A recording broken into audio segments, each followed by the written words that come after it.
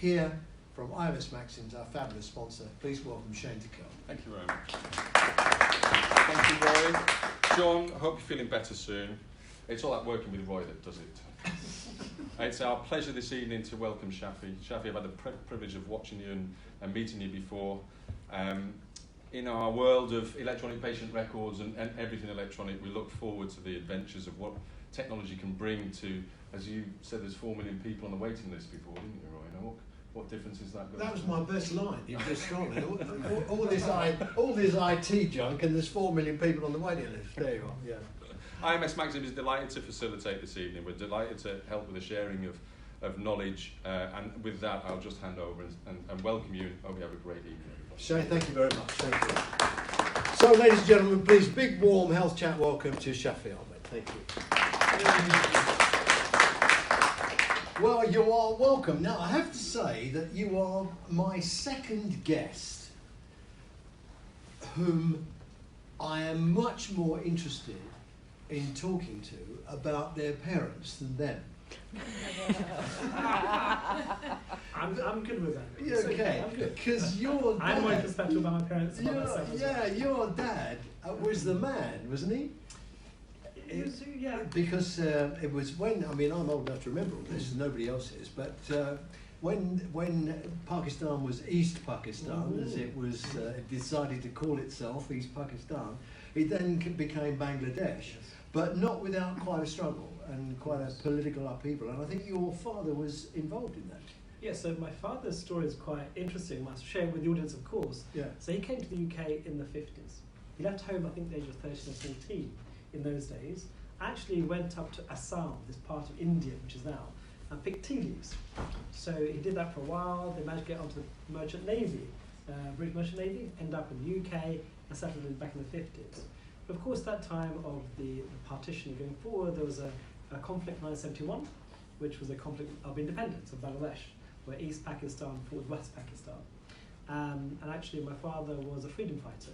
And actually, he won a posthumous prize for the work he did, an award from the government about kind of having, creating a vision, supporting the freedom fighters in Bangladesh to gain independence. So he did a lot of work in the UK, raising money and funds, and they actually went back to Bangladesh to also help support the war at the time. So he did a lot of work to promote our country, and when he came here, of course, he did a lot of work in the community here, building a community in the East End of London, supporting their survival, and also their kind of, I guess in East End of London, promoting them over about 30, 40 years, and involved heavily in politics as well at the time. So he did a lot for our community, not just in Bangladesh, but also in the UK to sustain ourselves. He was a hero. I mean, that's, if you look at it, I looked him up, and if you look at his history, he was a heroic guy. Thank you. Well, you should be very proud of him. I'm sure you are. We are very much. Yes, and of course, a lot of people will know Bangladesh for the Bangladesh floods. Of course. Yeah, so as you know, Bangladesh is a delta. All the rivers kind of converge into a small part of the world in Bangladesh. Very low lying. Yeah. If you look at Bangladesh as a whole, it's about only a metre above sea level. So if we have climate change and it goes up, the 90% of the country will be underwater virtually. So every year we get typhoons, cyclones, floods, etc. It's just a bad part of geography. It makes it even more imperative that we think about climate change, etc. Otherwise, these kind of countries like Bangladesh will be submerged in the next 50 to 100 years. And is there? I mean, we don't hear a lot from Bangladesh, do we? Now, I mean, are they? It's doing well. Yeah. So this is a great.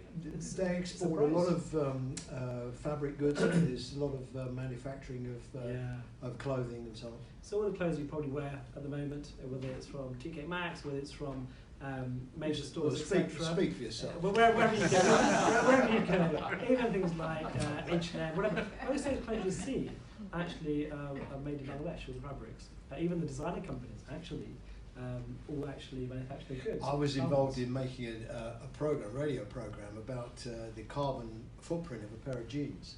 And these jeans had to be made in China. And the thing that we found out there was that Armani jeans were made by the same ladies making Marks and Spencer's jeans, but it was just different material. Yeah, yeah. So Burberry is made in Bangladesh, you know that? What happened to the economy? How did it suddenly become a sort of manufacturing economy? It was clearly a political decision to make that happen. It's to do with a huge population. There's 160 million, we think, maybe up to 200 million probably, accounted for. Huge population, small area. Therefore, there's a kind of the cost of labour is quite cheap, of course. And textiles was something they went into fairly early on. Also in the UK, the East End of London, for example, the textile industry is very much run by Bangladeshis in the 70s and 80s.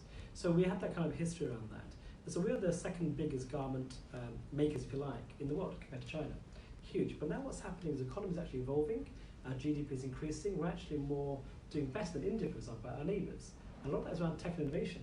So this is a little known fact. If you look at the use of freelance or consultants in IT and technology, we are second to India. So the number of people now being promoted in that whole area, and industry is just flying. So Bangladesh has been a real success story, hasn't it, really? It's politically stable as well, isn't it? As any country, I guess, could be. But I think we are now demonstrating with a big population that's quite young, finding new jobs for them, new industries for them to go into, and that's sustaining the economy. And we're doing really well. There's actually a lot of investment going in. Actually, I think it's one of the few countries currently that's reinvesting and creating workforces built for tomorrow by digital. Yes. And of course you do, we'll talk about this later on, but you do clinical medical training there, don't you? You do it remotely and you go back there. We'll get on to that in a moment, because it's important, I think, also to mention the Bangladesh cricket team. Of course. I'm glad you brought it up. we won the Under-19 World Cup the other day. Exactly. It was great, wasn't it? That's why I brought it up. No, but yes. Terry and I think we saw them was it Lords? We saw them? They played at Lords, didn't they? Was it one day? Yeah. No, it's a test match. It was a test match. It was a miserable day and it rained and we didn't see much cricket. We saw more of the inside of the bar. But I thought what was interesting, I think, was a lot of the young players who we hadn't heard from because they play out of, is it the UAE or Dubai, or because they can't play at home. That's Pakistan. Bangladesh are okay. At home. Oh right, okay. But they got yes, I've muddled up the two, but they've got young players, haven't they? It's been a long time. Since we came to the ICC some 25, 30 years ago, it took a long time to get to the stage where we're competitive. Yes. Before it was almost a joke, we were so embarrassing as a country, as a nation in cricket, but now actually it's turned. The one-day internationals, we're very much competitive, 2020s we are, test match we're getting there slowly. Well, you'll be in the World 2020, Yeah, I mean, we've done very well recently. And I think that before we used to win very occasionally, and it was just a kind of one of those things that got a surprise. Now it's must be expected that we compete at the highest level. So I think what it shows is how a country develops. I think cricket is kind of synonymous with the development of a country, the understanding, the maturity, etc. Now you see the whole of the industry developing, the economy developing, and with that comes sport. I think it's a reflection of society and the country as a whole, that where we are now compared to, say, 30 years ago. A very young country, remember. So 1973 was the year of independence. Yes. It's not a long time ago. No, it isn't, and it's a kind of an industrial revolution on steroids, isn't it? I found it was really interesting. I knew nothing about it, but I was when I found out about your dad, I had a sort of bit of a read about how it's become a global economic force. It's really interesting. Anyway, so your dad ended up over here. You ended up over. You were born in Bangladesh. In Bangladesh, so you're Bangladeshi.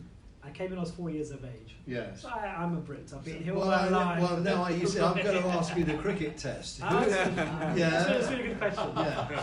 Norman Tebbit's cricket test. Yeah. Come on. Speak up. So it's a really good question. Actually, I support England wholeheartedly. Certainly in the last. I'm going to say I don't. I do actually. I think the current team is just fantastic. Yes, it is. They're so exciting, aren't they? Yeah. The last 2020, the last season been amazing. Yeah. But also, I support both teams. I don't think you should be one or the other. Of course. I think support one or two teams, and you have your heritage and your So I'm happy to support both. Yeah. No, of course I was just teasing you. Of course you do. But I tell you, these latest games that there have been in the T20, I've worn out the edge of the sofa. I had a cardiac arrest watching it. Cricket's suddenly got very exciting. Not that it wasn't always very exciting. So anyway, you were over here now. What I find is interesting about you is that as much as you are now a sort of doyen of academia and an icon, you didn't go to. You went to a technical college, didn't you? You didn't go to one of the big unis. No, so I know you went to King's, but you started out. Yeah, we were. I guess we have. Look at our background. We've come from various guess, humble backgrounds comparatively. Yeah. We came to the East End. We lived, my father lived in Aldgate for a long period of time. We actually grew up in a place called Chadwell Heath in Romford. You probably don't remember it at all. Chadwell Heath. Chadwell Heath? Yeah. Chadwell Heath. Yeah. Right. Gidea Park. Yeah. I drove through it the other day. It's still there. Yeah. So we went to a local primary school there, local comprehensive, all my brothers and sisters, of course. Then I went to college to do A-levels. And then from there... It was a technical college. Yeah, it was a technical college, yeah. So we don't have them now, do we? We're trying to get back to technical colleges. Those old days. They did A-levels plus vocational training. Yeah, no, when I looked through your history, I thought, this is somebody's gone a scholarship and gone to grammar school. But actually, you were just a bit a little early, like the rest of us. Our life was unexpected. Yeah. It's taken some turns over the course of many years. Yeah. But I guess we started very in a humble background. And I think that grounds us really well, coming from that kind of environment and succeeding. It makes you grounded. I absolutely agree. So... What I don't understand is how because you went to King's, didn't you? You trained as a junior doctor at King's. Yeah. How did you make what got you into medicine? What was that all about? So I'll tell you a funny story about that. That's interesting. So there was my mother was very much into education, wanted to push us and drive us forward. And when my parents weren't educated at all, they didn't have any degree background, hardly went to school. In fact, my father left at 13 from home. My mother got married at 16, so they didn't have an educational background, but they were insistent that we should do something to promote ourselves. It was back in the 70s, of course. And so I remember at the time there were 3 of us in the family, my older brother, my sister, and then there was me. And my mum sat us down back in the 70s and said, okay, the usual Asian kind of scenario. So, okay, one of you needs to become a doctor, one an engineer, one a lawyer. You can't decide which one it's going to be. So my brother went first, he was the oldest, and he became an engineer. Now he runs MathWorks, a big MATLAB software company in Cambridge. My sister then went next, she was older than me. She did law. Now she's a judge, in one of the first Asian judges in the country. So I had We need to make a note of that. So useful. So Roy, there's I was running out of options. So I looked around and said, okay, it's medicine for me. Really? And it was almost like that. And then, so when I grew up, I wanted to be a footballer and do sports. I was quite keen. And then it turned out actually medicine over the course of time when I was doing my A-levels. You did well with made football, though, sense. didn't you? I was alright. I thought I was okay. Yeah. I was alright. Yeah, I read that. You played for some, I can't remember. Yeah, I played in semi-pro level actually. Yes, you did. That was my passion at football. But then, of course, medicine came calling. Then everything worked out from that perspective. I mean, but you did it because you needed a profession. But I mean, at what point was it when you said, you know what, I really want to do this? At 17. Yeah. I can remember the day. I wasn't sure about what I knew I was good at science and maths, of course, and A-levels. I thought it would be that kind of background. And I thought actually it kind of made sense, helping people. It kind of hit me in terms of the emotional stance. Also, it was the right pathway for me to go forward. Irrespective of my mother's desires, I decided actually that was the right career. And I'm glad I made the choice, of course. Yeah, and you made a huge success. So you went to King's, and of course the training was very different in those days, wasn't it? You did your medical training at King's, and it wasn't. We don't have this sort of 6 months here and 3 months there kind of rotation thing. Do you think you lost anything by that, or did you gain something by it? So the old system was very much more different. Each medical school had its own hospitals it was connected to. Yeah. So we applied for house jobs at your first year internship, I guess. You applied to those hospitals that you trained in at the medical school. So I spent the first year at Bromley doing my 6 months doing surgery, and then 6 months of medicine at King's in Denmark Hill, the old hospital. And it was good because you knew everybody, they knew you, there's that small kind of compartmentalised thing. So medical school, for example, when I got to medical school at King's, there's only 105 of us in the year. Okay, so it's a small medical school, everyone knew everybody. By the end of 5 years, there's only about 65 left, right? Yeah. Some had failed, some had moved on, and it got quite small. If you go to Berks Medical School now, for example, they have 350 students. So it becomes very much diluted. You don't know anybody in the medical school, you're a number. We were small, everyone knew who you were, and it kind of that helped. I enjoyed that atmosphere. Now, of course, you become one of many people doing medicine. And then you apply for jobs, and you tend to apply for jobs in a local hospital. So I did my first 2 years at King's, then I decided that surgery was beckoning, and then I moved to North East Thames to do all my training in London. Why surgery? I was thinking, I mean, I can't imagine what it's like to just have a scalpel in one hand and a live, living person the other, and stick a knife in them and open them up. It takes a lot of bottle to do that, I would think. I think for me it was brutally simple.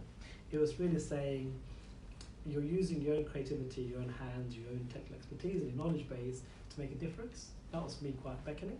If you look at other specialties, I didn't really think of much in the way of medicine as a career, because you're prescribing drugs, you're making medications, etc. But with surgery, there's that sense of reward. It's your own personal intervention, where you create something, where you do something in terms of operations-wise, creating anastomosis and joining bowels together. It's that kind of real ambition where you're doing something to change someone's illness. And for example, we save people, right? So you have got some cancer, you take it out. What kind of reward does that give you to actually know that you've taken that cancer out, giving someone a potential cure for life? So that's the kind of thing that really beckoned to me. I wasn't particularly bright, Roy, and surgery was just really simple. There it is, take it out, cut it out, and move on, right? There was no thinking around it about what medicine could do or the side effects. It was that simple. And I'm a simple guy, Roy. And it kind of made sense, yeah. Yeah, but it requires a confidence, I think, to do that, which often translates into an arrogance. I mean, surgeons are not known to be warm and fluffy people, are they? I mean, a lot of them are a bunch of arrogant bastards, but I can kind of see why, because it does require a huge confidence to do that, and that confidence, people can often interpret that wrongly as an arrogance. I think arrogance, is mistaken for insecurity, actually, Roy. I don't think it's about arrogance. Yeah. I think actually surgery is the one great level of man. Actually, I think so. Because actually, what do? First of all, you operate, and everyone who does an operation will have a complication. It's part of your life. Things will go wrong. People will die under your knife or have complications. You have to manage them. And that's horrible and nasty, for example. So actually, you know that actually just around the corner, you're going to have a major complication, etc. I think it normalises you, it grounds you more. I think the thing, then, the historical thing that we hear about Sir Lancelot Spratt, for example, back in the day in the 60s film of Doctors to Be, is this kind of old-fashioned person who's kind of overwhelming, etc. Those days are gone. That kind of maverick, that kind of description of a surgeon is way in the past. You can't survive today with that kind of situation. You have to be a team player, you have to manage your, you have to be humble. And I think one of the greatest qualities of a surgeon is that humility now, knowing that you can only do your best, things will go wrong, you have to explain things that go wrong to your patients, and have a much more honest and transparent approach to your work. I think this whole fashion of people think about surgery has just disappeared now. It was relevant before, and I agree that I grew up with these kind of surgeons, right? Yes. That's gone. I'm not being critical. I'm saying I think I understand, the mindset of that. Tell them about your tea times. Tea times. Yeah, this is a great story. You'll love this. Having said that, now I'm going to give you a story around exactly that. But this is a great story. You'll love it. So you start building teams. Obviously, when I run my clinic on a Thursday morning for many years, it's a busy clinic. Starts at 9 in the morning and goes about 1 o'clock in the afternoon. It's busy, everyone's working, their socks off, including nurses, everybody else. So I used to put in a gap of half an hour with no patients. Okay, so we have a gap of half an hour. And what I'd get them to do was, so our chief nurse, matron, would go away, make some tea, and have a beautiful fine bone china tea set. And bring all the cups sauce together. She'd bring it all together into one room. I had a massive room in the hospital, and all my team would converge. We'd talk about the patients, we'd talk about what was going on. It was just kind of team bonding exercise. And so we'd drink tea from fine bone china tea set, which I think is essential. And then, of course, but these things can't go on, of course. So I was told, now in certain terms, after a few years, we can't do this anymore. This is too much. And so it had to be abandoned. And my tea set remained in the back room for many years. And that was a shame. It was that team bonding, it's a bit old-fashioned, but I enjoyed that. Who doesn't enjoy a cup of tea, right? Well, exactly. I certainly do. Exactly. Yeah. Exactly. Well, it's very interesting. Anyway, but listen, you going back a few years, you had an interesting diabetes. You won an award for diabetes. Yeah. So this is going back how to the does that? question. Because that isn't surgery. No. I know that. It can be surgery. We do operate on diabetics, of course we do. Even I know that. Yeah. So this goes back to some of the stories. If we go back, my mother's diabetic, so we have a lot of, diabetes is common in Southeast Asians. We know that.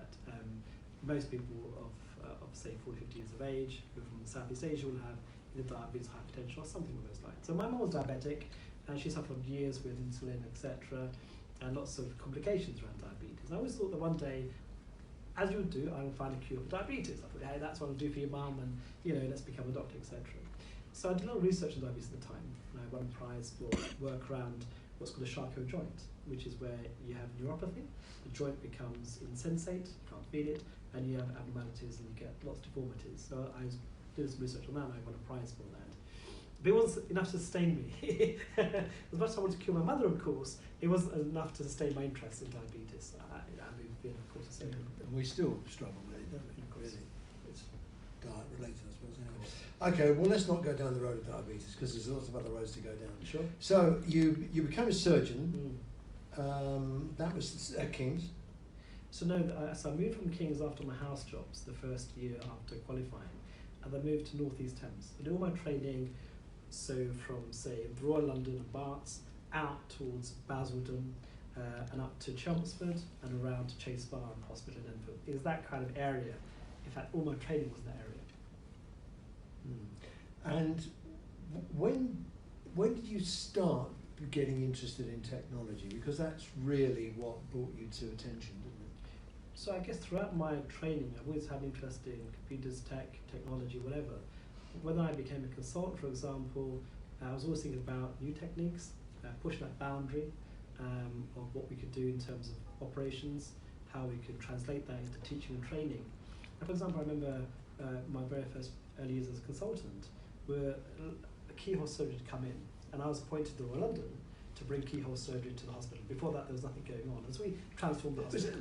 That was sort of Aradazi's period, or so that was before? after Aradazi. Aradazi was a little bit before me, but obviously it hadn't disseminated in terms of normal practice. Well, there was a big problem with it, wasn't it? Because a lot of surgeons had a go at it, a lot of it went wrong, and I think the Secretary of State at the time was Virginia Bottomley. That's right. And the question was, what am I going to do about minimally invasive surgery? And I remember being around at the time, and we all said, teach more people to do it. And I think she funded some training centres. Yeah, so there were 7 of them, I think.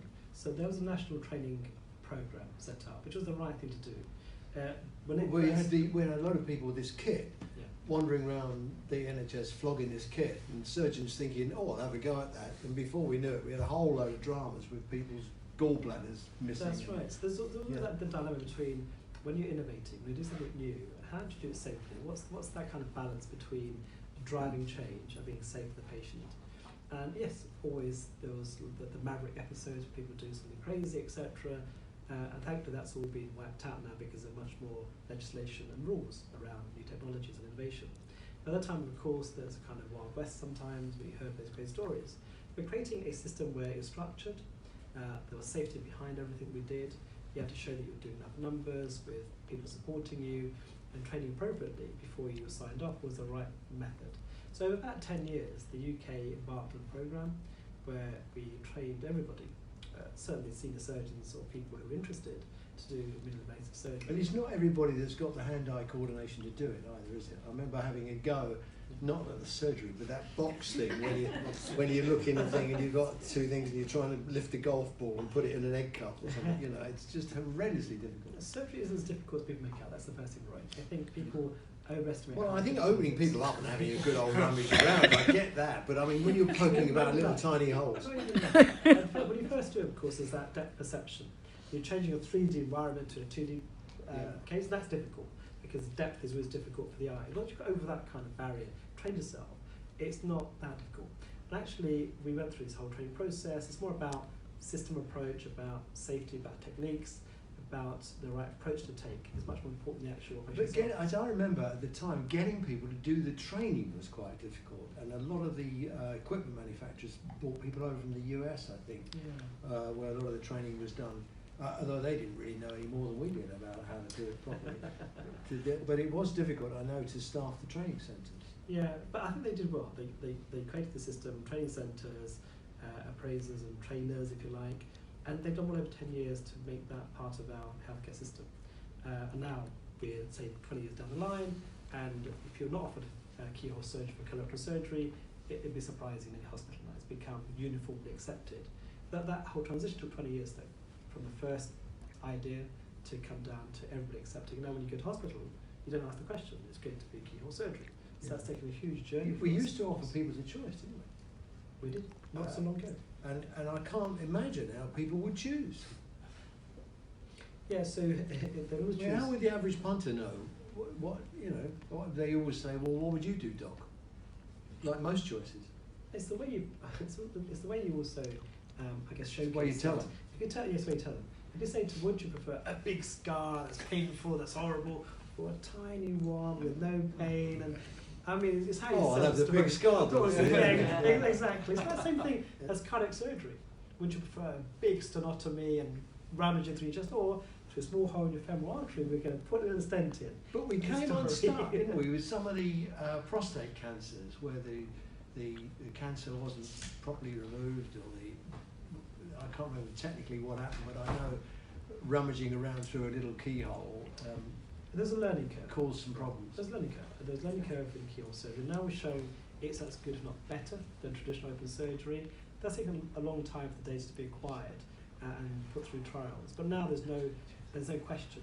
It's better, more safer, more effective, less painful than any other. And the recovery is case. quicker. Recovers quicker. That's on a number of things. But also, we've shown more importantly that it's safe. And secondly, for cancer surgery like myself, what I do, that it doesn't cause any complications like recurrences or early disease recurrence or death, for example. It's good, if not better. And that's all you have to prove, of course. That's where the advantage of having smaller scars and less pain. So, but that job is done over 20 years. We are where we are now. Now, of course, we're driving forward not just to laparoscopic surgery. Now robots are coming, which is the next big drive. And that's going to be really fascinating in 2020 onwards, seeing how the robots become more and more mainstream. Yeah, Aradazzi brought the first one in, wasn't it called? It was Da Vinci. Da Vinci, yes. Just in here, of course. Yes. From like intuitive. But we're seeing 2020. Well, we've got more of them now. I mean, I remember when he first had it, everybody was saying, robots, you're having a laugh, you're going to kill people. Yeah, and this is always, with technology innovation, when you bring something in, there's going to be the innovators, the inventors, and the early adopters, as well as the naysayers. People are worried and scared and concerned about bringing things in, and that's true now as it is before. Well, yeah, I think medicine is inherently conservative. It has to be, doesn't it? It's a balance between the conservatism of safety and the innovation of moving on. Do you remember your first operation? I do remember my first operation. I'm sure I can share a story with you. First time you were on your own? Yeah, I'll share. Over to you, Doc. I'll share a really funny story with you, actually. So I think I can show it on screen here. So I was in Chelmsford at Broomfield Hospital. And I remember I was working really hard, I was on call, I was very junior, assisting operations, etc. I remember this patient that came in through the door, young man who looked really septic, hot, flushed, in agony, had peritonitis, and I diagnosed appendicitis. And I was happy with the diagnosis. And this was quite late at night, I think about 10 o'clock at night. And then I remember I'd phoned my registrar at the time, who was my senior, who was on call with me. I said, I've got this guy, he's got appendicitis, he needs an operation, I think. He said, sure, he was on the phone. He said, fine, book him for theatre, take him to theatre. I said, fine, no, just call me if you need me. So then, of course, 2 or 3 in the morning, patient got sent for, I was in the middle of an operating theatre. I've done parts of the operation before, don't get me wrong. So I remember, I opened... I'm getting nervous. I opened the scar. I opened this, I made the incision, of course, in the old days, a traditional cut. Using Langer's lines? It was, Mac Burney's incision or Langer's line incision. Yeah. Very good way.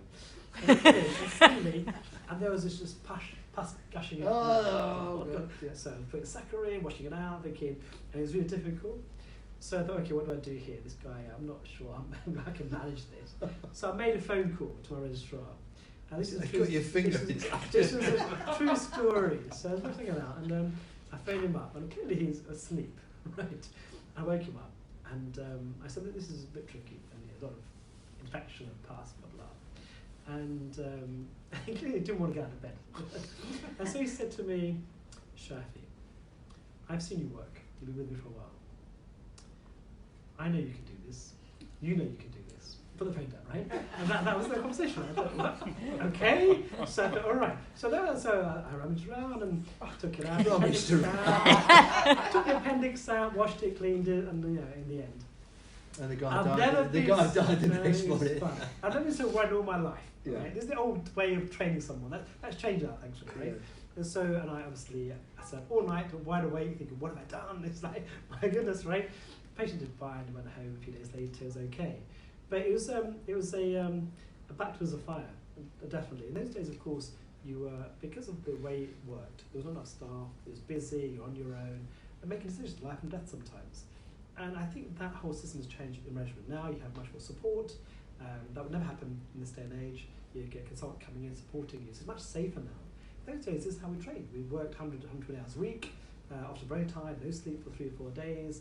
We kind of managed. And I think it's just by sheer volume, repetition that you learn your exercise. But now, of course, things have changed. It's much more structured, much more streamlined. There's this whole thing around hours. So we think in the old days when we trained, our training was 36,000 hours in total, if you count all the hours we trained. Now, 36,000. 36,000 hours in total. Right. To train to become a consultant. Now we think to become a consultant is 6,000 hours. So that's a huge dilemma. Okay, what does that mean? I mean, was it better before? It's better now. What we do now is more structured. There's less experience, of course, because you do less hours. But the kind of for us now, how do you create the same cadre or same level of training in that system? And that's what we're struggling with at the moment, and we're pushing forward. And that would be reduced more over time. Is the hours coming down to 40 hours, etc. You've got to rethink the model of training. Well, the European Work Time Directive, well, we put that off for ages, didn't we? We had a derogation. I remember being involved in the discussions with that, and I think we all realised that we couldn't push it back forever, but at the time the Department of Health was, very keen that we got a derogation and pushed it back for as long as we could, because we just didn't have enough doctors. Yeah. I'm not sure we got enough now, but that was critical. Yes. We had to negotiate a derogation. And we delayed it for as long as possible, but ultimately it wasn't possible to delay it any further. We had to make sure that there's a balance here. Was it safe working 100 hours a week? Having no sleep for 3 or 4 days, being tired also. Was that safe? Was that model? No. What's the model that's relevant? One of the things that we'll talk about, of course, in the next few minutes is around the future healthcare planning and workforce. The doctors of today, Generation Z for example, are not going to tolerate that kind of system, working 100 hours a week. They are new. They're digital native, of course. They want to travel. They want to have 2 or 3 careers in a lifetime. They have what's called portfolio careers. They want to leave medicine. They want to become entrepreneurs. They want to run businesses. They are different people. And so what we're not doing, which is a huge problem, is changing the jobs that are suitable for these new youngsters of tomorrow. So I'll give an example of this. So we advertise, we all know there's a huge shortage of doctors in the healthcare system. Everywhere you go, you have locums, you have temporary people, both in nursing and in medicine, of course. Every hospital in the UK. So I used to do a lot of training. I used to be the programme director for training for London and run all the trainees in the Royal London Hospital. And forever there'll be gaps in the system. So I'd be advertising for jobs, in the BMJ and other places. We need another surgical SHO or surgical registrar, blah, blah. And so sometimes they'd apply, you'd get applications. Sometimes you have no applications. Then you say, I shortlist people. And sometimes they weren't even shortlistable. They weren't of good quality. So sometimes you have to re-advertise again. Sometimes you shortlist people, have interviews set already. Go to interview, no one turns up. Okay? And then sometimes you go to interview, some turn up, not suitable. So we have this constant cycle, there's not enough people in the system. So I said, what is it that we're trying to create? One of the problems I've been trying to sort out is, how do you create the workforce of tomorrow today? So I had an idea. I thought, okay, let's change the idea. So this is what happened. So I advertised for a job. The first in the UK, it was a surgical innovation fellow. It wasn't a surgeon. I said, the job I'm creating for you is this. You spend 2.5 days with me in clinical work, go to the operating theatre, do the on-call, see the patients, go to clinic, etc. The other 2 days, you become an entrepreneur. You think about ideas. You work with companies. I give you time to develop your other facets and your capabilities. Do you know, Roy, I only advertise on social media. I had over 500 applications across the world in 24 hours. Wow. All it meant was that we're not thinking hard enough about what is that determines the future of the workforce. If you want someone now to stay 30 in the workforce and health in the NHS, you have to get a job that's suitable. If you keep advertising the same job over and over again that we were used to, don't be surprised if no one applies for those jobs. So it's about teaching, it's education, it's about digital transformation, it's creating new kind of jobs that's suitable tomorrow. And so this is what I keep telling people, but they don't listen. They just say it over and over again and wonder why there's no one in the hospital, no one applies for jobs. There's only so many people in the system. So I think we have to rethink the whole model. And the problem we have, as you say, we're conservative, very, I guess, not really resistant to change, is we keep thinking about our own lives that we've trained with, which I've just shared with you. You can forget that. That doesn't exist anymore. We've moved on. And you've got to rethink the model. And a lot of stuff that we do, which I'll show you, is around putting yourself into a young person's role. What is that inspires you? How do we help you? The other question I have for you, Roy, is that as a consultant, for example, I've been around for 14 years. So one of the things I think we fail to do is keep staff interested in their job. So we all know after 5 years, you have other interests, you have different ideas, you get bored with the same job. We all do that, we have changes. But suddenly as a consultant, you expect to stay there for 20, 30 years, do the same job over and over again, with the metrics of how many patients you've seen, how many complications you've had, and all that kind of metrics. What I think is necessary, and I speak to our CEO about this, every 5 years, you should get the consultant in front of you and say, thank you, first and foremost, for the work that you've done for the hospital. We never get thanks. Thank you for your hard work and helping the NHS. Where would you like to be the next 5 years? How do we help you? What can we do for you? What's driving you? How do we support your change? And that person might still live 5 to 10 years. Yes? You get more out of them. We don't invest enough effort and energy in pursuing people's interests for a period of time.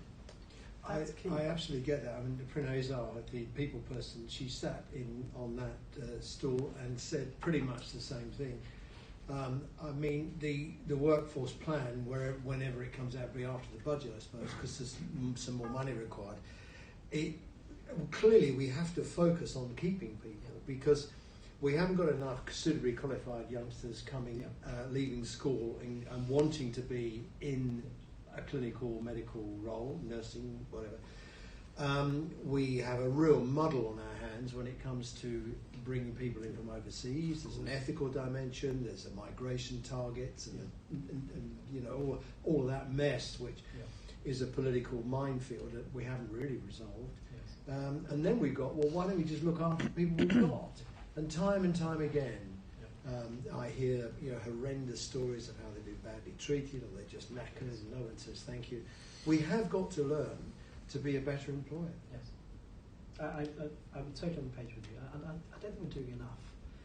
And I think if you look at even the medical students, a simple statistic, 30% of medical students are leaving the profession. Yes. Almost before they qualify. Yes. So is medical school fit for purpose? Real question, right? Are we teaching enough? Let's go back to that question. Yes. So medical schools, for example, have been teaching the same way for hundreds of years. It's still today a 5 or 6 year program in every medical school in the world, right? So the question I have for you, Roy, why does it take 5 years to train a doctor? Why can't it take 3.5 years or 4 years? If we need more doctors, either train more or train them quicker, right? There's only 2 options. If none of our doctors available. So why have we stuck to this kind of tradition of saying it takes 5 years? Well, it's partly the conservatism of the medical profession, and people say, oh, you can't train people in less time because they won't be as skilled. You've already said you did 36,000 hours, and now we're doing it in 6,000, and I'm not sure that's safe. I mean, 36,000 seems like a lot to me, but 6 doesn't seem anywhere near enough. So there is that. And then, of course, there's Milton Keynes in University Hospital, where they do now have a different approach to training doctors, which is a more online. There are no books, all the stuff is published online, and I think that they're getting people through the system in about 6 months quicker. Yeah. It's still the same curriculum. It just, the curriculum hasn't changed. So this is something else that I've been challenging. So one of the roles I've had for many years, I've been the Associate Dean at Barts Medical School. For 10 years, I relinquished that role last year. So I've been looking after 1,000 students per year around the curriculum, about the access to patients and clinical placements. What I did about 3 or 4 years ago, and Barry and Maxim in the audience here, was actually, okay, how do we create this digital doctor of tomorrow? Okay, to teach them about AI, teach them about technology, innovation, because it's relevant to them about different models of care. So I introduced something called the Barts X program, a new program in the undergrad program.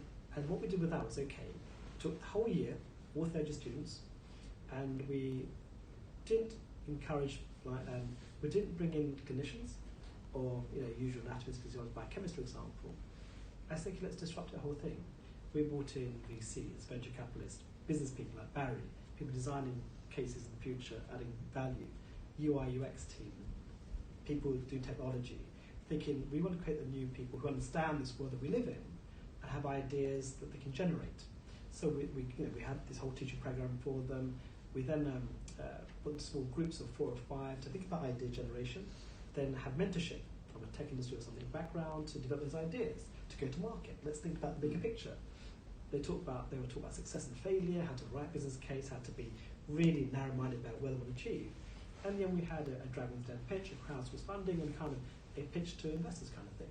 Because that's the world we live in. We want these new leaders to understand this kind of landscape and language.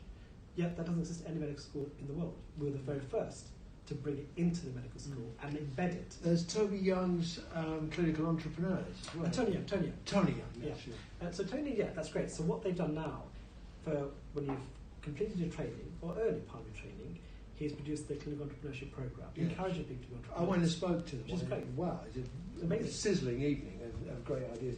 But you see, Shafi, the problem I have with that is we can't do the bloody basics. That's a fair comment. You know, if you're on call in A&E or something, and a little old lady comes in, you can't, what pills she's taken, what she's on. You can't access her record.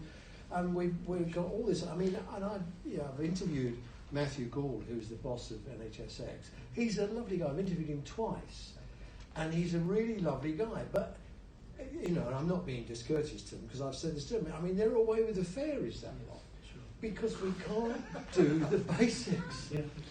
And we've got a Secretary of State that's faffing around fax hunting. He's going to throw people in jail if he finds somebody who's got a fax. And nobody says, well, why is the NHS uses loads of faxes? Well, it's probably the same reason the lawyers do, and the insurance companies do. There's a reason for it. And we got this nutcase of a Secretary of State for Health who's, wants to plug in. If he doesn't plug it in, you can't turn it on. It's not electric. He's not interested. But we've got 4.4 million people on the waiting list. No possible prospect of creating the capacity. These people will die before they get a new hip. We've got no way we can do 4.5 million operations for people on waiting lists. We don't do the basics. So discuss. Thank you. Let me solve that in the next 5-10 minutes. I was the Secretary of State, of course. I've done that job. So that's multi-level. It's very complicated. No, that's my job. So there's a few issues that I can help you with. The first one is around, I think, the NHS, of course, it's starting with cash. We know that for year upon year, there's not enough money going on investment. It requires some investment, of course it does. And I think everyone knows that. Secondly, it's... Investment for what? Okay, so a lot of things. So, for example, beds. We may need more beds. We may have... At the moment, we're struggling every winter. Well, Simon's talking about 4,000 more beds. So one thing is, every winter, let's take an example. Okay, every winter, there's winter crisis. As if winter's unexpected. But we know it's coming. Okay, every year on year, we do the same thing. It arrives in August. Yeah. So I'm saying those challenges, we should have solved those a long time ago. Fortunately, that current time, where's the structure in, how to put support staff in, how to create more bed capacity, whatever it is. It should have been solved a long time ago. But I think, first, it needs more investment. Secondly, I think it needs more smart working. Because underinvested, with less staff, what you see is managers and staff firefighting. You go to our hospital, for example, everyone's firefighting. There's a problem. The managers that are there, for example, are very good, some of them, are there to solve big problems going forward. They have no time. They're trying to solve today's problem, the crisis, about winter, about beds, about finances. That's the first thing. I think we have the capacity internally with doctors, with healthcare people, to make healthcare much more smarter. It's about smart thinking. That's the key. You have to give people time to do this. Back to the question of actually investing in people, allowing them to solve solutions. Well, that's part of the problem. Well, I think it is, but I think that the NHS hires and has some very smart people working for them. But if you've got A&E backed up because the wards are backed up because we can't get people home because the politicians haven't got the bottle to sort out the future of funding adult social care, what can you do? And I saw a hospital on Twitter, I forget the name of the hospital now, but they put 2 porta cabins in the car park where the ambulances are going to unload into the porta cabins. And they've said this is solving the handover thing. Actually, it hasn't. They don't want the porta cabins in the front. They want somebody at the back door getting people to go home. Because once the porta cabins are full up, what do we have, a tent in the next bit of the car park? And then we'll move on to the M25, and suddenly, you know, we've got a queue. It's bonkers. But this goes back to smart planning and thinking. That being a futurist, being forward thinker, it's really what it is. If you're fighting that point, so what's the first thing? Well, I need a porta cabin. That's not the solution. No, exactly. People are thinking Bonkers. It's what I call stinking thinking. Totally agree. So Yeah. how do you put this thinking as out of the box? Yeah. Okay, how do you solve that problem? Yeah, how about not bringing people into hospital in the first Exactly. place? Or how about Primary resolving care. social care? Yeah, all those things. Listen, because I mean, you're bonkers enough to try all these. Absolutely. These it's not working, is it? So you've got to find something else. Right? That's kind of my reading. Yeah, no, I agree. I tell you what, I mean, we'll get on to some of the magic stuff that you've done, mate, because we've got a table over here that looks like eBay have had a sale. Gumtree. Yeah, it's Gumtree. Yeah. Well, we'll have a look at all that magic stuff in a minute. But what is you ended up? Why did you specialise in the sector, in the area that you specialised in? Working where the sun don't shine. It's not. It's the best. Because you can only go up from that. So Yeah. yes. I'll share a joke with you in that case. If I can remember the joke, it would make it funny. This is the time to turn off. So what makes a good colorectal surgeon, they say? Yeah? So it's someone who has a good sense of tumour. Oh, is that it? And a gut feeling. Oh. I try my best to tell you why. Jokes aside. Okay. So I apologise. You can see my theatres, all I ever say, one joke, and everyone says, oh, growing. No, I think, first of all, I became a general surgeon. I did some vascular training, some breast training, and GI. But colorectal disease is so common. And I've always wanted to do cancer work, because I think that's the most emotive part of what I do. It's about the whole life experience, from diagnosis to nurturing someone through an operation, seeing the palliation sometimes in some patients. It gives you the breadth of emotion in your work, and it's quite rewarding. So, and I always thought that cancer was going to be, also it's universal. So when I do my work around the world, and I do a lot of conflict zone work and work in many countries, my skills are universal. Cancer is emotive, it exists everywhere, my skills could be used anywhere. So it's about a global picture, and I'm very much a global kind of person to the work I do. So I've operated on patients, for example, in many parts of the world, all afflicted with cancer. I know I can bring some, I guess, skills to the table. And I love looking after my cancer patients. Nothing I enjoy more than spending time with them, sometimes just holding hands, sometimes breaking bad news, sometimes seeing them at the end of their life. But it gives you that sense of satisfaction and reward, and it's very kind of a humbling experience.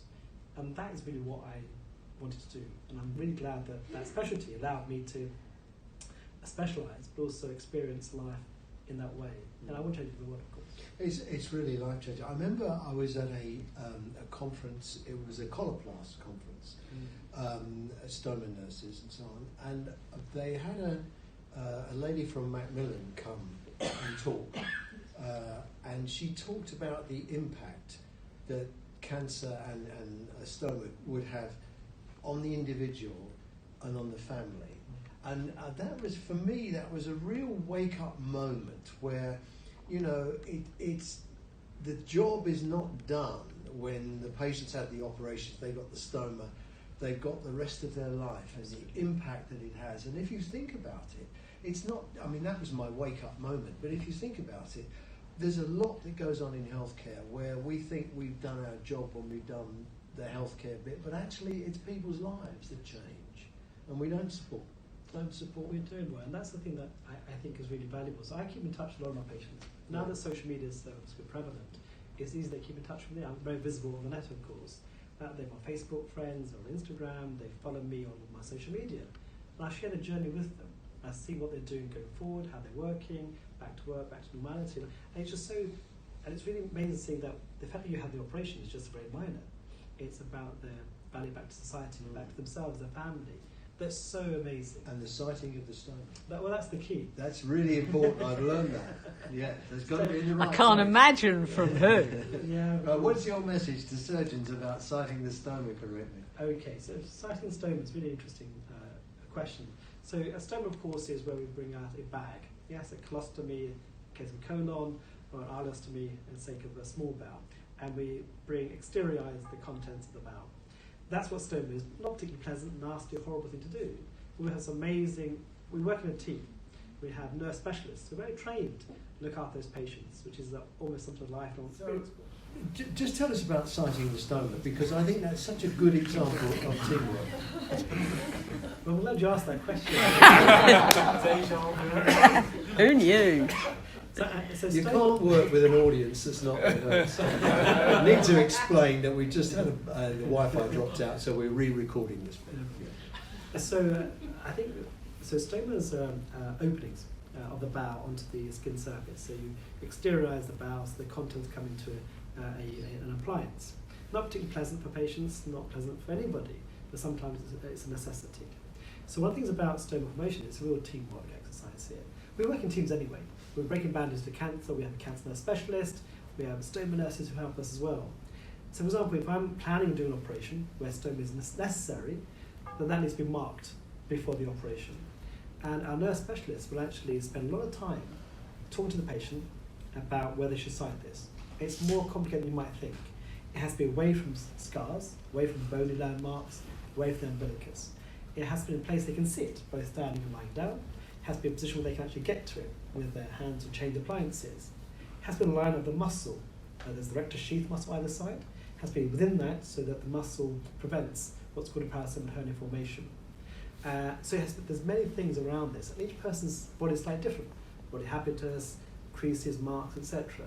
So actually it's really demonstrates how we work together as a team to create that perfect stoma mark together. And that's really important for the patient because sometimes it can be permanent, although most of the time it's temporary. I just think it's a really interesting example of how modern healthcare revolves around teams and working together. Now, of course, you are the most watched surgeon in the world. Yeah, allegedly. Apparently, I was going to say, I don't know, I'm not quite sure we won't challenge that because I can't imagine anyone else being more watched. But that's really part of your training, your teaching that you do, isn't it? Yes. Which I think is, tell us about that. I think that's really fascinating. So if we go back a step from that and explain to you the reasons why I think about new ways of teaching and training. We've mentioned already about new generation, etc., and how we disrupt their education system. But let's go back to a couple of things. First of all, if you look at the World Health Organization report that came out a couple of years ago, it demonstrates that by 2030, so 10 years down the line, we're going to be about 15 million health workers short around the globe. That's the first thing. That's real. And just, sorry to interrupt you, yeah. but I mean that is important because here we are fanning about with a workforce plan here, trying to find 40,000 nurses. Actually, no. Yeah. It's like millions going to be short, and the people who work here can go and work in anywhere else in the English-speaking world and in the sunshine. Absolutely. So we're short, and this is a huge problem, and that's the question: how do we create that workforce by 2030? And secondly, the costs are going up; it's harder to train, and and the question for me is really how do you democratize education? As far as I can see, my values are that education should be a fundamental human right for everybody. It should be accessible. It's based on, education itself is based on two criteria. One is geography, where you have to be born. Okay, if you have to be born in a Western country, universities, you may have a good education, for example. If you're born in some low-middle-income country, you may have to go accessing it. And second is based on income, how much money you have to access the education system. So how do we overcome some of those burdens of education? So let's take that back. So if we go back to teaching surgery, and I'll share this with you.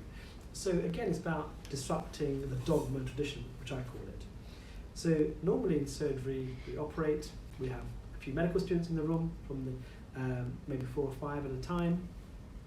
Obviously, we concentrate on the operation at all times, it's very important. And these students just get lost in the background, right? They spend 8 hours a day, sometimes sitting there, in the back, being largely ignored, right? And what they do, they're actually on their smartphones, on Facebook, on Instagram, on the chatbots, whatever. They're not engaged.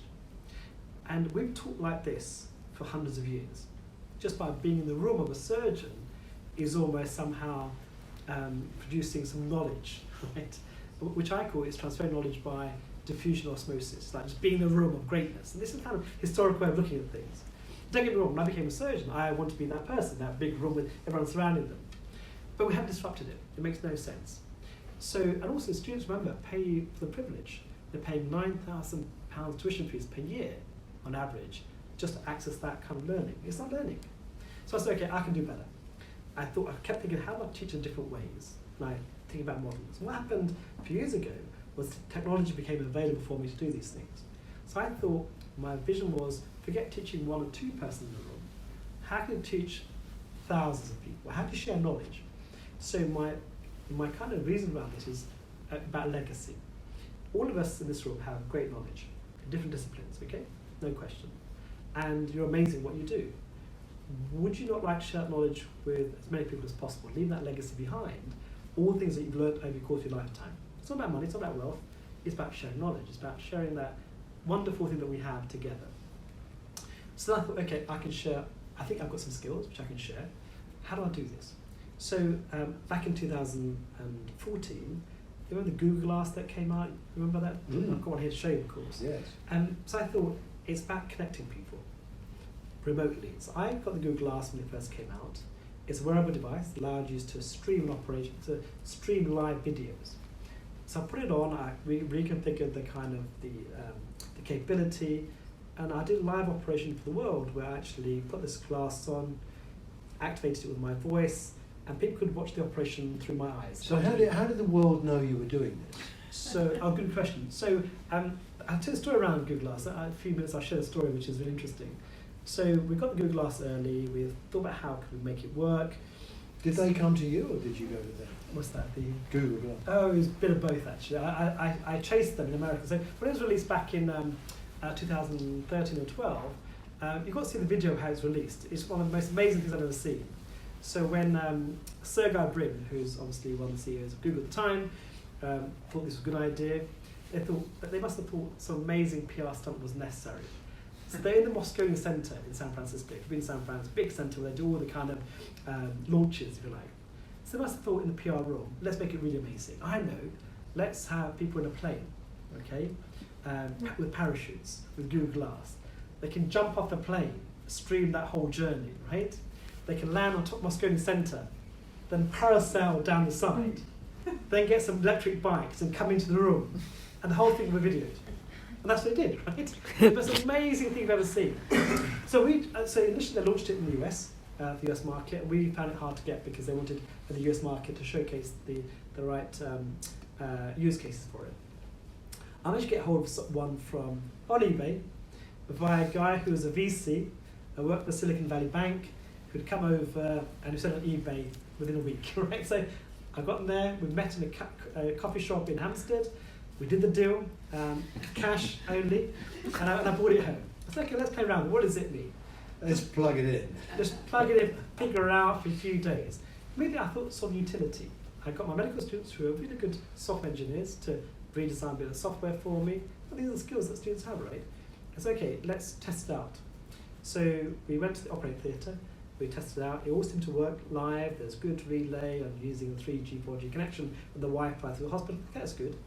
Next, let's just test it. NHS Wi-Fi? NHS Wi-Fi. Well, actually, it wasn't NHS Wi-Fi. Good luck with that. It was the university Wi-Fi. All right. The Edge room, which is far better than NHS Wi-Fi.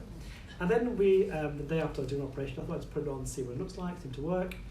I thought we should go live. So I spoke to the hospital. I said, I think we should do something like this training. Didn't think much of it, really. And then the chief medical officer and the CEO got in touch, said, what are you doing? I was thinking about doing something much more expansive. I thought they were reading this. No, sure, that sounds good. How to make it work for you? What do you need? I love our trust. You need a patient who agrees. Our trust was really supportive. They didn't say no. Which one was it? The Royal London Barts NHS. Yes. Love it. Oh yeah, still a Barts. Very supportive. They said, look, Was that Alwyn? Alwyn and the team. Yeah. Actually, it's the person before Alwyn, of course. But they were really supportive. They Right. never said no. They said, okay, that's great. How do we make it work? If they say no, let's form a group around it. It's never going to work. And then we've got the ethics team in, the governance team in, the IT team, etc. I then approached the patient. I said, this is what I'm going to do. And, patients are really amazing. What I really like about the work that I do in innovation, patients are really supportive. If it's teaching, training, if it's the greater good, our patients are just the most amazing people there. They never say no. How can we help you? Of course I'd like to do this, etc. We underestimate the value they have for us. And they said, yeah, sure, we have to do this, training, etc. And so we planned the operation. And then before I know, of course, the hospital got some of the press release, and the entire world was suddenly watching. We had every news station in the world, Al Jazeera, BBC, ITN, you name it, American, always said, can we come and watch this? So the Mandatory suddenly got bigger. Then in the end, we selected the ITN News team. And they came to theatre to show what we were going to do the first time. So we did the first operation live. I streamed live during the cancer operation. So you streamed it onto the web? Onto the web. What, via a website? So there was a platform that we created called Right. Live Stream. And so people on their smartphone, or their iPad, or the computer could actually just access that feed through my eyes. Yeah. And more importantly, they can interact. So we allowed them to put a text message into their phone, and that would come from the glass in the corner. So I could answer at the same time, and teach people globally. Yeah. And on that day, I think I taught 14,000 people in 118 countries. Just showing, a lot of my medical students were on the elective in the middle of nowhere on a beach watching my operation, right? I was taking pictures from etc. It showed that we can connect people and share knowledge on a global scale and not think about limitations of the world that we live in. So that was great. It went down really well. And in fact, we were actually, for the first time, so ITN News at 10, when it goes gong, gong, gong, I was one of the gongs. They said, this guy's doing this. That's the craziest system where suddenly we were national headlines. But more importantly, it wasn't about that. It's about the concept, the utility, transformative, using technology to promote good. And then we created a whole platform around that, using wearable technology, so that we created a... Right, let's just stop there. Show us you've got the Google Glass. Yeah. Off you go. Right, there we go. Fine. So, fundamentally, I'm looking now normally, but just in the top right-hand corner. Let me turn it on for you, right? And you can have a look at it. Let me just turn it on. Yeah. There's a button here. You look good, those, right? Well, it comes with King's Fun to be turned on. Okay, Yeah. so when you get there, that goes back and forth only, Yeah. and you can see this. Okay, so up you go. Okay. So Roy, if you So what am I looking for? so then just put it on your. That's it. So if you adjust. Oh, I can see. Yes, it says unknown second call in 4 months. Okay, so if you go, what do you see now? It's 3 minutes past 6. Okay, glass. Okay. And now it says take a photo, record a video, take a photo. It says help me say take a photo. So I've taken a photo. Okay, glass. Send this to share with. Okay, so basically, let's go back. So you've done it already. Yeah. So basically, the first. Okay. So when you first say, OK, glass will activate it. So when you say that, you hear ping. Let's say take a photo of the audience. Should we do that? Yeah, go on. So let's go back to what do you see at the moment? No the network clock? connectivity. The clock? No network connectivity. The clock? No. Okay. No. Okay. No, it says send. And let me go back to the right window because it's a menu system. So let me get right to the menu. Okay, don't want that. Okay, there's your picture. There's a picture you've taken already. So basically, as soon as you put it on, you'll see the time. Mm-hmm. Okay. If you say that loudly, you'll activate. Okay. Next menu, take a photo. It's like Siri. And then you'll see a picture. Yeah. Okay. Fine. That's good. Okay. Okay, glass. Good. Yeah. I said okay, glass. Yeah. It's gone off now. There it is. Oh, there's okay, glass. Take a photo. Just wait. Everybody? Good. You're in the photo. That's it. Okay, glass. Okay. Share this with. So it's not Oh, it's deleting. Yeah, It's you won't, deleted, yeah. So with that, you connect it, voice control. It's like a mobile phone on your head, right? And you can do everything that you could do with a mobile phone. And one of the things I was saying to you, in about 5-10 years' time, you can lose your smartphone. Your smartphone will disappear from your hand, okay? It'll be on your head, all right? That's from me, you heard it first. Because I'll tell you why. If you look at a smartphone, we're using the two most important parts of our life, our hands, to do all this. It makes no sense. Why not get rid of that? Put something glass on your head, voice activate, use your hand for something more productive, talk to it, and then you'll do things automatically for you. So smart glasses, whatever they look like, are the future. So you heard it here first. And No actually, more smartphones. Thinking about it, I mean, this is clever. Yeah. It's not outrageously leading edge technology. No. It's voice activated stuff that you could do with Siri on your phone now. Of course. But of course, the impact that it has in turning it into a platform for teaching is astonishing. It's just utility, absolutely right. Technology isn't the answer. Technology is an enabler. It's not a solution for everything. It's how you use it, how you implement change with it. Now, how are you using this now? Are you doing regular teaching We did a whole lot of regular teaching a few years ago on this. We created a whole platform designed around for education purposes. I streamed live operations around the world, and that's why so many people watch the operations, etc. And then remember that we also use for telemedicine. So I work for a few companies who are using that for remoteness. So they use it for the ambulance team in France, for example. So people at the site of an injury or site of a patient can put them on, relay information back to the hospital, so they were ready for what's going on, offering support. Even if you weren't a doctor or a medic, you can also give support remotely. So it's that remoteness that makes sense. And these are now being used for industry. So for example, you go somewhere, something's fixing, you go there, put it on, relay information, you see it in real time, appear in front of you, instructions, where things go, that kind of stuff. So industry are now becoming huge partners, of course, for our technology. Well, this is way ahead of its time. This was back in 2012, yes. if you think about it. Yeah. And the iPhone came out in 2007. Its third or fourth iteration was by 2012. Imagine how far we've come. Yeah, well, you're right. I mean, the phones are pretty clunky, really, when you actually get down to it. So now, in terms of teaching, Yes. I suppose we will be looking to see this in the teaching By the way, curriculum. feel free to play around with it. Pass it around. We would want to see this in the curriculum, wouldn't we? Yeah, so that's just one element. But did the Royal College of Surgeons ever think about this kind of stuff? So I was a member of council for 5 years. So I drove innovation hard at the council. And we've just now written the whole Future of Surgery Commission report, thinking about how all these things may come to market in the end. So we are now thinking about this. Again, it's about conservatism versus modernism, about innovation, and we're seeing a change of people's perception. It is. I mean, it is a very difficult conundrum, isn't it? Because at the one end, you've got very basic things that we can't do, Yes. which is a complete nonsense. Yeah. And at the high end, we've got some fantastic things which we should be doing, and we don't really see any way of getting it into the system. Well, we've got a kind of a system with blockages at both ends. Yeah. So I agree with that, and there's a lot of resistance to change, a lot of barriers to entry, and I get all that.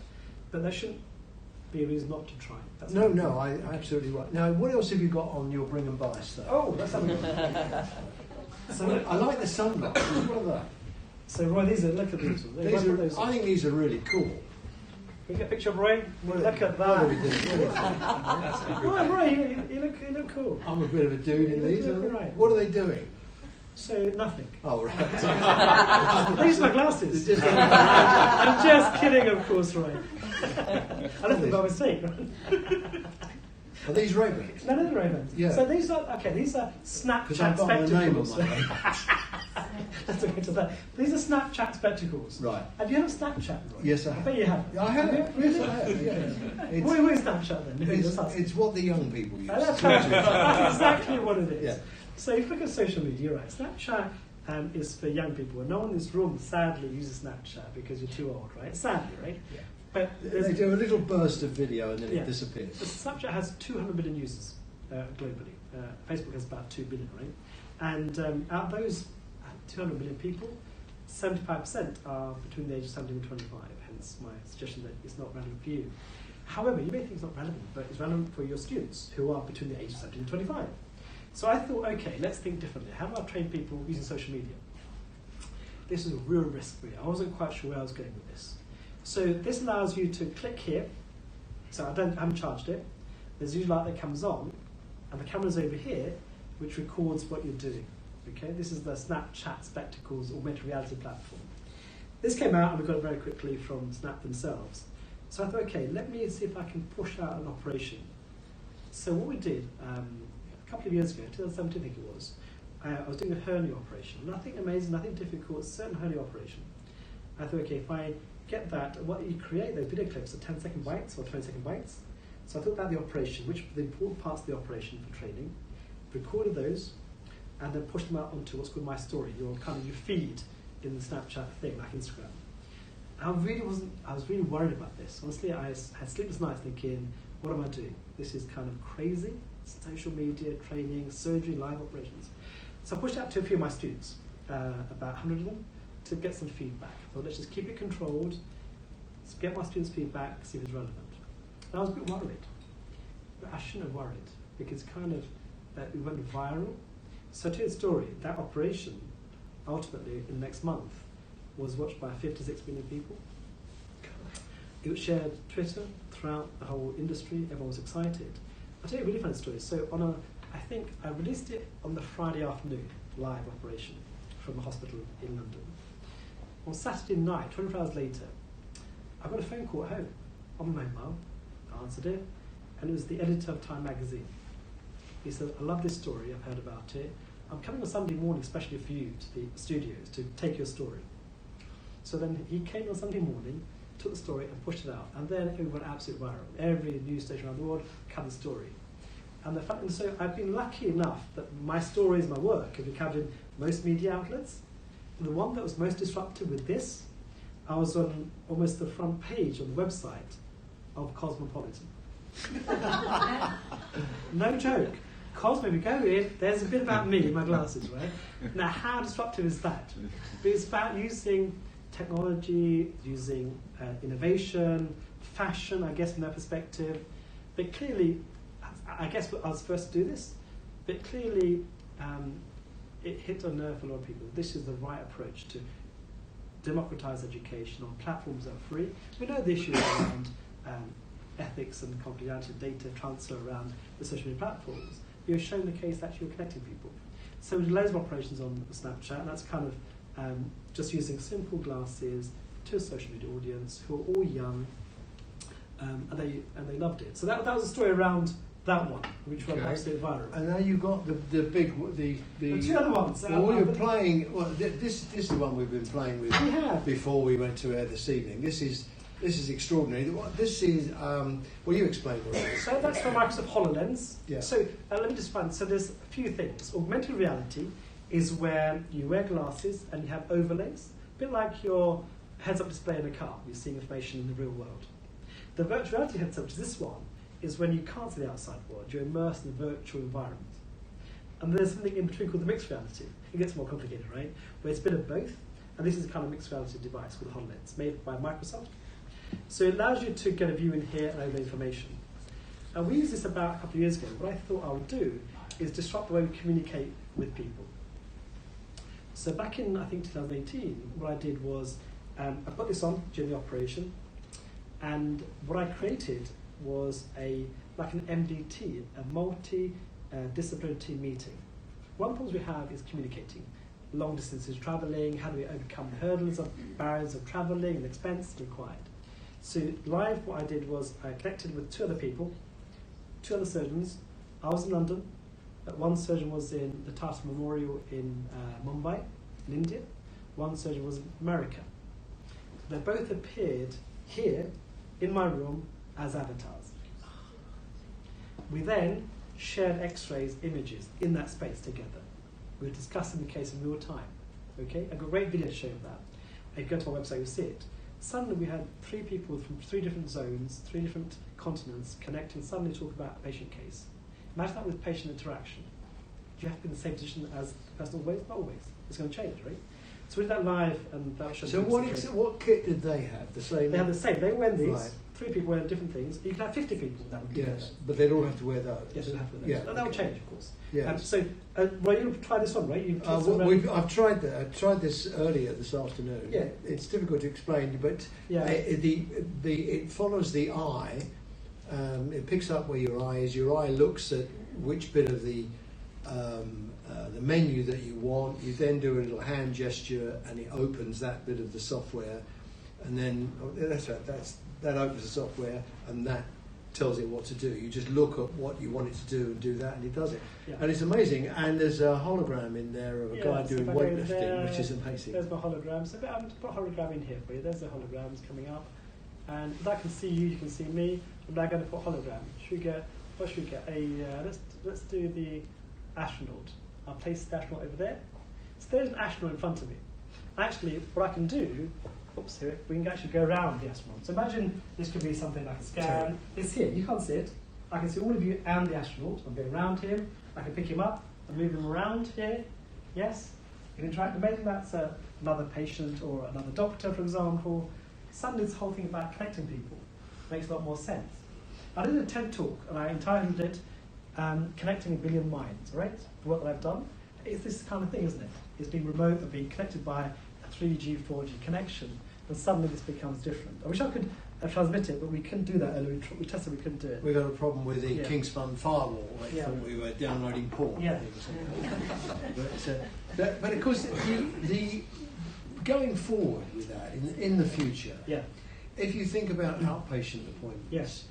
how inconvenient they are to everybody, Yeah. and it's not inconceivable to imagine a time when that sort of equipment will come down to a very low price, Of course. and it will pay the NHS to buy 300 of those, send them in the post to people and say, put this on and talk to your surgeon. Yeah, absolutely. And what they're doing now, actually, is you may think it's far-fetched and futuristic. It really isn't. So the FDA, the American regulatory body, have now authorised 2 solutions using this kind of device already. So you can tomorrow use it tomorrow. And what surgeons are using it for is planning operations. So imagine you're in orthopedics, okay, and you want to fix a limb. And so you want to visualise and scan the images, those bones, how they fit together. It does that. You own the information, you see the bits, you connect them, you figure out what's going to happen. And so the other thing you can do is like fix tumours. You may have a tumour in the liver, for example. As you're looking at the operation, it puts all the vessels, the arteries, the veins, the liver together, shows whereabouts the tumour is. So you can plan the operation before or during the operation. So planning surgery is going to be a huge advantage of AR devices. Now they've got robots coming in, robotic surgery plus AR, suddenly it becomes really powerful in terms of what can be achieved. Because we want surgery to be more safer, right? Imagine if you're doing an operation, for example, and this kind of device with AI systems which say, actually, that's the structure you should be worried about, that's too close to you, and navigation throughout the operation. We've never had that before. You've just kind of done it, and if you need help, you phone your friend, kind of, right? Suddenly, in real time, you can have much more sophisticated systems, make it more safe and more effective. So that's kind of AR. Right, and this is so this is virtual reality. This is where you put it on your wrist, okay? And Terry says these aren't designed for women because they ruin your hair, and you're right, Terry, it's true, right? But still, it's a small price to pay, I guess, for being in virtual reality.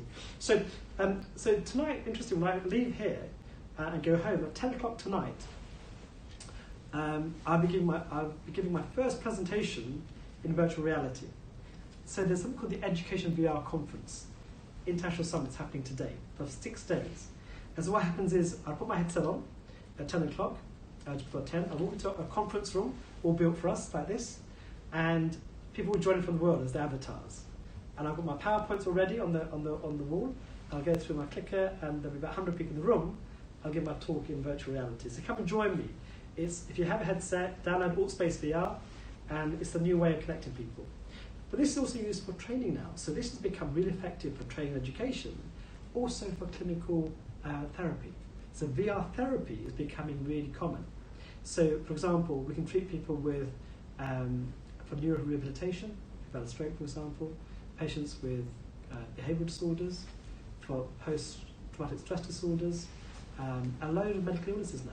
And we're seeing lots of clinical trials now coming through showing the efficacy of this. We've seen them, I forget where we went now, on one of the hospital visits we did, they're using them in physiotherapy. Physiotherapy is a big where the Morecambe Bay. Morecambe Bay. And and Yeah, it's imagine cardiac, Morecambe Bay if you're watching. post-cardiac Yeah. problem And of respiratory they're in a room of rehab. other people who are all having the same physio, and there's a kind of collegiate thing going on. I've got an eye on the time. We've got about 10 minutes left. Does anybody here like to ask? And Terry, well, let's start with Terry. Is there anything that we want to? Well, I wanted to, as a nurse, as a stomacare nurse, with my colleagues here in the room, many nurses are maybe concerned about this kind of technology and that actually it's going to do away with us. And I think that actually it's the opposite. It's going to augment our practice so that we can provide better care. What would you say to nurses and clinicians out there that see this as a threat? So it's a really good question. In fact, I'm giving a talk around this surgeons being replaced by robots soon. It's the whole concept of how are we going to be replaced or not. It's the wrong narrative, Terry. First, not to be scared or worried. Tech is there to enable healthcare to be better. That's the first thing. And we will be in command of that kind of whole direction. Technology will enable, it'll augment, it'll improve, it'll help and support us. That's the narrative we need to sell to our patients, who are the most important part, and nursing profession as well. And that's why I firmly believe we're not going to be replaced anytime soon. Second of all, you know that we're working together, of course, Terry, running a whole program for coloplast. creating VR therapy training that will augment some of your nursing workforce to be able to be in the community more, to be able to teach in a different way, for example. So how you harness that going forward. I just wanted to talk with you about the future of work in society. I shared a video a few days ago on LinkedIn, which has just gone viral. It's had over 100,000 views at the moment. I'm not sure you saw that whole thing around the 5G connected path that Vodafone and Channel 4 did recently. They went to a cafe in Japan. It's just a cafe, but in the cafe, there are little robots going around, as Japanese are obsessed with robots, taking orders. What would you like? What coffee would you like, etc. And the robots going around, and they were discussing it with all the people that were there.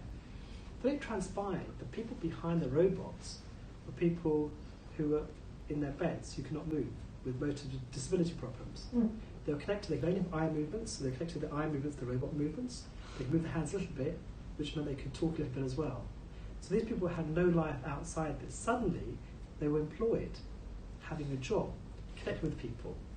So we think differently about the future of work. They say that 80% of all the jobs in the world have not been invented yet. Next 10 years, we'll reinvent those jobs. Okay? That's the future. So don't be scared, is we'll do it differently, we'll think bigger, we'll redesign our healthcare systems and work in different ways. And that should be, I think, inspiring for everybody, I think. There's an interesting, if you look back in the history of the stethoscope, there was an article in the Times when the stethoscope was first come onto the market, and it said that it would destroy the relationship that patients had with their doctors, and it was entirely superfluous. And why would anyone not want to listen to it? I mean, it's if you just Google it, you can find it. It's hysterically funny in the context of today, and of course it's the context of that question, isn't it? Yeah, the things that we do today will be very different to what we do tomorrow. Yes, Barry. Roy, thanks very much, and thank you, Shafi. Extremely interesting conversation, and I found it very enjoyable and informative, so thank you. Quick question, can you share with us, Shafi, please, your views about medical education and the so-called democratization of it? What are the issues? For example, have traditional medical schools created a valuable filter for quality, and what do you want to call it, editorial input in maintaining quality of education? Are there, well, I don't know if that's true or not, but with that as a premise, are there risks that anybody can do some YouTube videos and say, watch my video to learn how to do colorectal surgical procedures? So what are your thoughts about that and the future of, like I said, democratization? Yeah, that's a good question. Thanks, Barry. So the first question, I think, is that I think we'll produce good doctors. I think that's universal. The system works well, produce generally good doctors that are safe and effective. I think, going to the question about, say, go to YouTube. Look, if you go to YouTube tomorrow, Barry, there's about 1 million operations you can go and train yourself on. Okay, you can go in, okay? But how come people aren't doing that? That's the question. There's more about the society and its value, where we are, that people aren't doing that, becoming mavericks, etc. Things are in place. I think where medical schools need to change is when they deliver that education. It can be online, it can be more remote, it can be more inclusive, it can be using technology, for example. Also, it should be teaching them about the values of where we are next 10 years, so your role as a will change. Are you ready for those changes? Are you ready to discuss the ethics of AI, for example, which no medical school will teach anybody about? Are you ready for a teleconsultation, the implications of that consultation in a different format? So I think they've got just re-establish themselves to be modern and forward-thinking and relevant to society. I think the rules and regulations are pretty cool still, which will still stand to the test of time. But I mean, rolling that thought forward, clearly we can do a lot better than we're doing now for students. Sure. But we don't. And so we have to ask ourselves, why don't we? And it's the medical establishment itself Absolutely, yes. that is conservative, either through an overprotective view of what the future of the profession is, or a genuine fear that we would train doctors without sufficient care and it won't be safe. It seems to me that we need to have and I hate to hear myself saying this, but we do need a kind of conversation about what the hell the future is for the medical profession. Because if we've gone from 36,000 hours of training to 6,000 hours, where do we go next? 1,000 hours? 10 minutes? Or do we say to doctors, you know what, we're not going to train you to do everything. Yeah, absolutely. We're going to train you to do this bit or that bit, and only few doctors will have the overarching complete knowledge. You're absolutely right. All the things you've said is really insightful, Roy. And one of the things I think we have to think about is a smart workforce. So, do you need doctors to do everything at the moment? We don't. Can you help nurses support, physiotherapists, other health care workers that could help the load of work that's more relevant? Do you need a surgeon, for example, who's trained 5-10 years to drain a small abscess? For example, it takes a cut and a path. Of course you don't. That requires just a different way of working, a different model than the hierarchical method we have at the moment. I think it's about the smart use of the healthcare workforce to provide the same care outcomes at the end. That's going to be key, I think, going forward. The other thing I'd say to you is that actually one of the things we're going to be facing in the next 5 years is a huge lack of workforce. We're going to be literally falling off the cliff edge in terms of people working, and we're not planning for that at the moment. We're waiting for it to happen. And all this is about is forward thinking, forward planning. What's going to happen in 5-10 years? How do we re-envision healthcare? How do we re-envision a workforce? Well, that conversation isn't happening, right? Because going back to the first bit, we are firefighting. We have no time to think about the vision. Yes, exactly. And I think the workforce plan, as much as I'm optimistic with it, I hope it includes a conversation with the deans of the medical schools to figure out what the future is going to be. I'm really sorry to say that we're up against the buffers of time. Did you want to ask something? Right, okay. Did you want to ask something? Lady at the back? Okay. Yes, ma'am. Can you be really quick? Because we've got about 90 seconds left. Thank you very much for the fascinating talk. I was going to ask you about the NHS culture of conservatism, but you've already asked it. So I'll ask you an even more important question. As a fellow Asian, what does your mum think of all this? So both my parents have passed away. So I love to ask them 20 years ago. I wouldn't know the answer. She's proud of her boy. Like all mums. She'd be proud of something, of course. Yeah. But and she'd say, "Why are you messing about with all this stuff? Go and fix some people up. There's 4 million people on the waiting list." Or is she saying, "Are you an engineer or a doctor?" What do you mean? What are you? Say again? What are you, an engineer? Are you an engineer or a doctor? So there's a new concept. I don't think you'd be a doctor anymore, but we called them kind of either doctor-neers or medicaneers. So be it medic, be it engineers. I think we need all skills now. I don't think it's just one enough. And the other thing I want to You sound like Dominic Cummings. Let's not even go down that path, right? Let's talk about, it's more, so one of the things we have to talk about is collaboration. It's the key word for 2020 and 2030. Is as a doctor, how do you work in collaboration with other disciplines? Whether it's healthcare professionals, I'm going to have to stop you. Look, collaboration. I mean, quite clearly, there's a shed load in this bag we need to shake, isn't there, really? I mean, we've seen tonight what is possible. The big challenge to us is to make it possible. And that's... I've had a great evening. If you've been watching at home on the sofa, and John, if you're still with us, I hope you've enjoyed this evening as much as I have. Shafi, thank you very much, and can we say thank you to your